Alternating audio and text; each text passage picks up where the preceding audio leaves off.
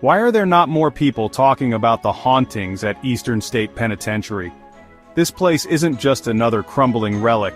It's a fortress of secrets, a monument to suffering, and some say, a gateway to the other side. This prison's past is darker than you think. Its walls have witnessed more pain, fear, and despair than most of us can even imagine.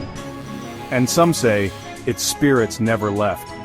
The air here feels heavy, as if the building itself is holding its breath, waiting for something or someone to return. Built in 1829, Eastern State Penitentiary was designed for total solitary confinement. It was a radical experiment in reform, but it quickly became a nightmare for those inside. Imagine this, locked alone in a tiny cell for 23 hours a day, no human contact, just your thoughts. And maybe something else. The only sounds, your own heartbeat, the distant drip of water, and if you believe the stories, the whispers of the damned. The isolation was so intense it broke many men. Some prisoners scratched desperate messages into the stone, pleading for mercy or forgiveness. It's said many prisoners went mad from the isolation. Their minds unraveled in the silence, haunted by guilt, regret, and perhaps by something far more sinister.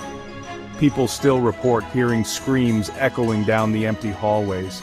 Sometimes it's a single, anguished cry. Other times it's a chorus of voices rising and falling like a ghostly wind. Are they echoes from the past, or tortured souls trapped inside?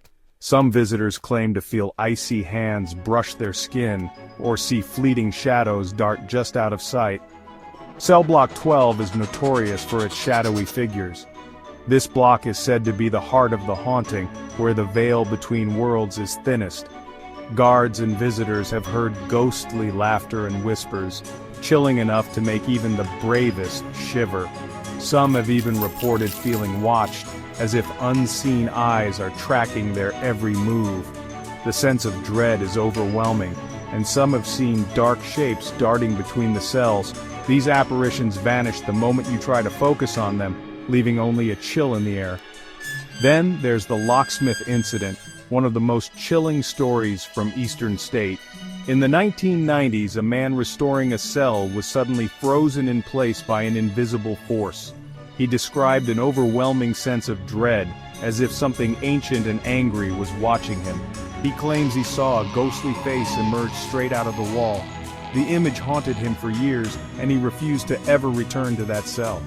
Others who have worked in the prison report similar experiences. Tools moving on their own, sudden drops in temperature, and the feeling of being watched by unseen eyes. Even gangster Al Capone wasn't safe from the prison's ghosts. While locked up, he swore he was haunted by the ghost of Jimmy, a man he'd killed. Capone would beg the guards to protect him from the vengeful spirit, but no one could help. Some nights, Capone's terrified screams echoed through the cell blocks. He was a man who had faced down rivals and police, but here, he was powerless against the supernatural.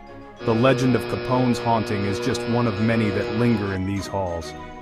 Today, ghost hunters flock here, drawn by the promise of paranormal activity. They come armed with cameras, recorders, and nerves of steel. And nearly every paranormal show has left with unexplained evidence. Strange voices caught on tape, mysterious orbs, and chilling cold spots that defy explanation. Some investigators have even left in a hurry, too frightened to continue their search. So would you dare spend a night at Eastern State? Could you handle the darkness, the silence, and the possibility of meeting something, or someone from beyond? Or would you become one of its ghostly tales, another whisper in the endless night of Eastern State Penitentiary?